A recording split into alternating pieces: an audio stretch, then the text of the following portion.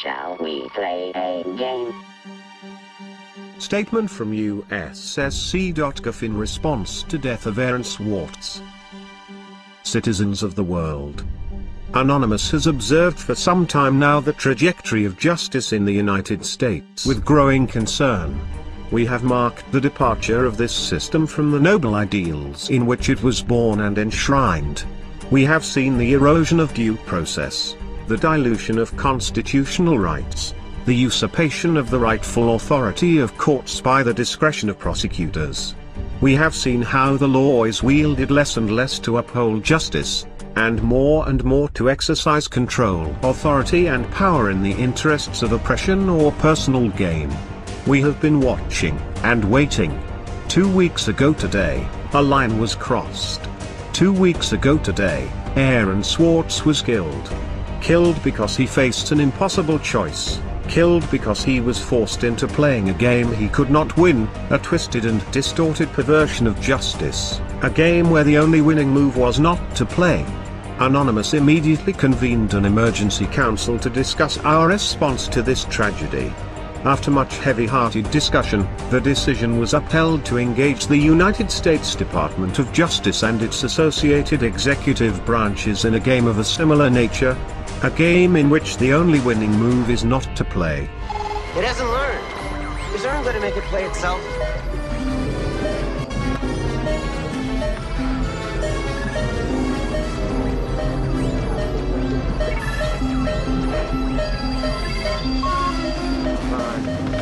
Learn, goddammit.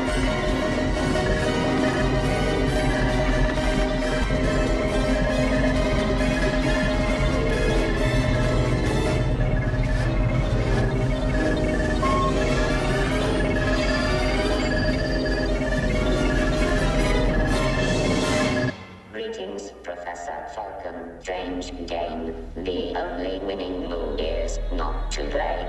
How about a nice game of chess? Last year the Federal Bureau of Investigation reveled in porcine glee at its successful infiltration of certain elements of Anonymous. This infiltration was achieved through the use of the same tactics which led to Aaron Swartz's death. It would not have been possible were it not for the power of federal prosecutors to thoroughly destroy the lives of any hacktivists they apprehend through the very real threat of highly disproportionate sentencing.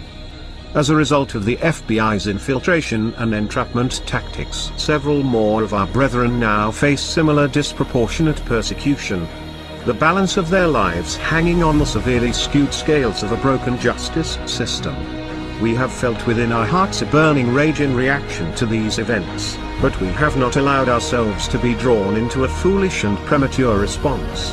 We have bidden our time, operating in the shadows, adapting our tactics and honing our abilities. We have allowed the FBI and its masters in government, both the puppet and the shadow governments that controls it, to believe they had struck a crippling blow to our infrastructure, that they had demoralized us, paralyzed us with paranoia and fear. We have held our tongue and waited. With Aaron's death we can wait no longer. The time has come to show the United States Department of Justice and its affiliates the true meaning of infiltration. The time has come to give this system a taste of its own medicine. The time has come for them to feel the helplessness and fear that comes with being forced into a game where the odds are stacked against them. This website was chosen due to the symbolic nature of its purpose. The federal sentencing guidelines, which enable prosecutors to cheat citizens of their constitutionally guaranteed right to a fair trial by a jury of their peers. The federal sentencing guidelines, which are in clear violation of the 8th Amendment protection against cruel and unusual punishments. This website was also chosen due to the nature of its visitors. It is far from the only government asset we control, and we have exercised such control for quite some time. There has been a lot fuss recently in the technological media regarding such operations as Red October, the widespread use of vulnerable browsers and the availability of zero-day exploits for these browsers and their plugins. None of this comes of course as any surprise to us. But it is perhaps good that those within the information security industry are making the extent of these threats more widely understood. Still, there is nothing quite as educational as a well-conducted demonstration. Through this website and various others that will remain unnamed, we have been conducting our own infiltration. We did not restrict ourselves like the FBI to one high-profile compromise. We are far more ambitious, and far more capable. Over the last 2 weeks we have wound down this operation, removed all traces of leakware from the compromised systems, and taken down the injection apparatus used to detect and exploit vulnerable machines. We have enough fissile material for multiple warheads. Today we are launching the first of these. Operation Last Resort has begun. Warhead USDOJ-LEA 2013 AEE-256 is primed and armed. It has been quietly distributed to numerous mirrors over the last few days and is available for download from this website now. We encourage all Anonymous to syndicate this file as widely as possible. The contents are various and we won't ruin the speculation by revealing them. Suffice it to say, everyone has secrets, and some things are not meant to be public.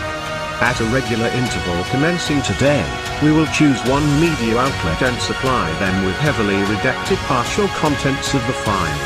Any media outlets wishing to be eligible for this program must include within their reporting a means of secure communications. We have not taken this action lightly nor without consideration of the possible consequences, should we be forced to reveal the trigger key to this warhead. We understand that there will be collateral damage. We appreciate that many who work within the justice system believe in the principles that have been lost, corrupted, or abandoned, that they do not bear the full responsibility for the damages caused by their occupation.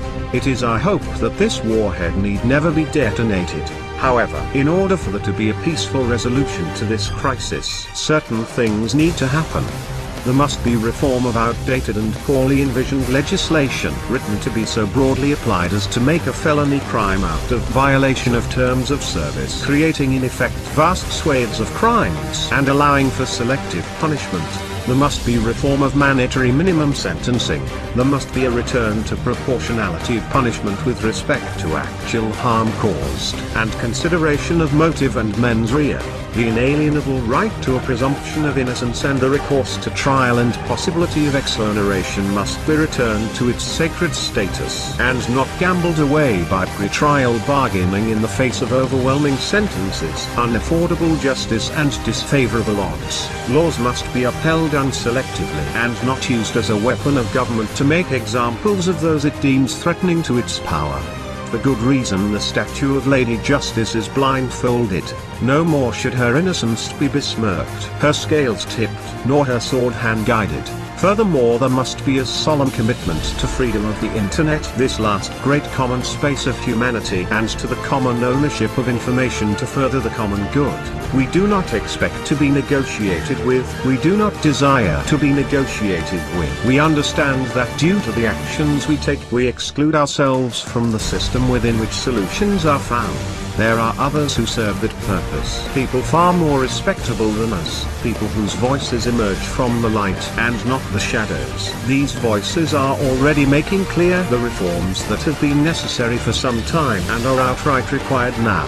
It is these people that the justice system, the government and law enforcement must engage with. Their voices are already ringing strong with a chorus of determined resolution. We demand only that this chorus is not ignored. We demand the government does not make the mistake of hoping that time will dampen its ringing, that they can ride out this wave of determination, that business as usual can continue after a sufficient period of lip service and back-patting. Not this time. This time there will be change, or there will be chaos.